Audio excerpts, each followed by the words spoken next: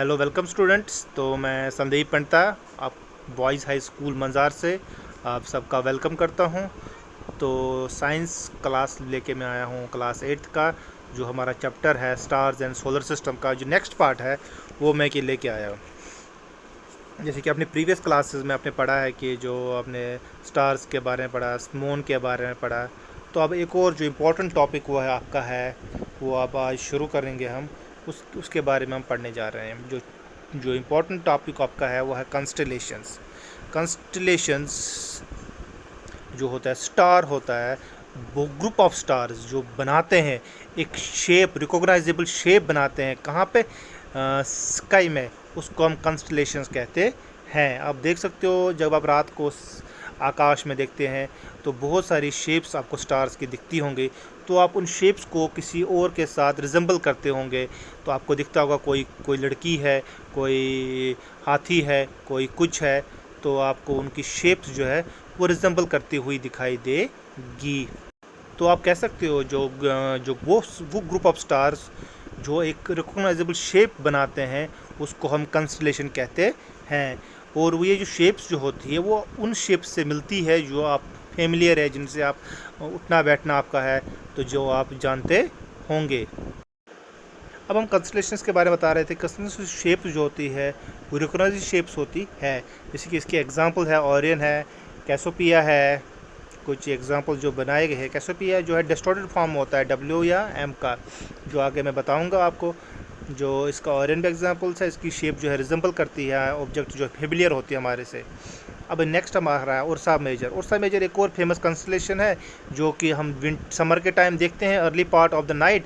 इसे Ursa major कहते हैं। इसको बिग डिपर के नाम से भी जानते हैं, या इसको ग्रेट बियर के नाम से भी जानते हैं, या हम इसको सप्तऋषि के नाम से भी जानते हैं, क्योंकि ये सप्तऋषि का मतलब है 7। इसमें 7 स्टार्स होते हैं, मेनली 7 स्टार्स का, प्रोमिनेंट का स्टार्स का बना होता है कंस्टलेशन।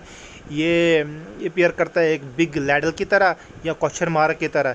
इसमें 7 स्टार्स होते हैं in the handle of the ladle and 4 it needs bowl.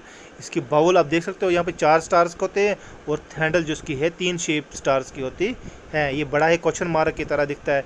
इसको हम उर्सा मेजर भी कहते हैं, सप्तऋषि भी कहते हैं, या ग्रेट बियर, या इसको हम बिग डिपर के नाम से भी जानते हैं। Next one is Orion.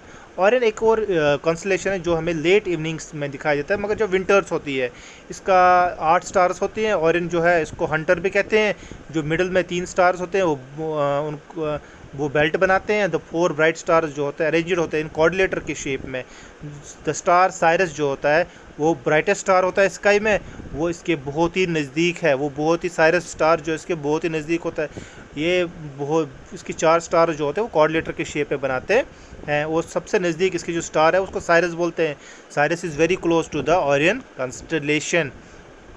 Next number is the Cassiopeia. Cassiopeia एक और प्रोमिनेंट कंस्टलेशन होता है स्काई में, नॉर्दर्न स्काई में, याद रखना है। ये विजिबल होता है विंटर में, early part of the night. Night का जो अर्ली पार्ट होता है तब हमें दिखाई देता है।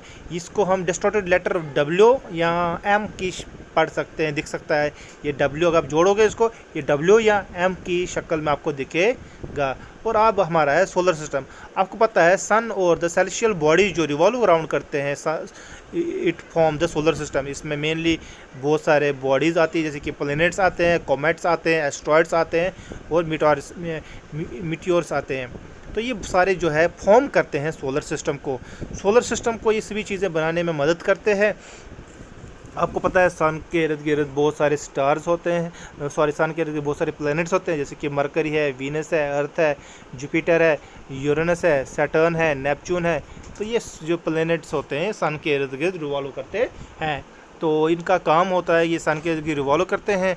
अपनी जो उनका ऑर्बिट होता है उसमें ये रिवॉल्व करते हैं। सन के जो नज़दीक सबसे जो प्लैनेट है वह है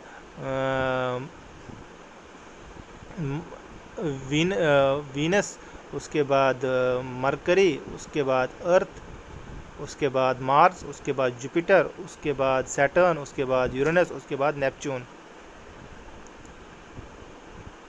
याद रखना है। तो इस तरीके से मैं थोड़ा सा आपको सोलर सिस्टम के बारे में बताया। सोलर सिस्टम एक इम्पॉर्टेंट है। तो नेक्स्ट टॉपिक हमारा सोलर सिस्टम के रिगार्डिंग ही होगा।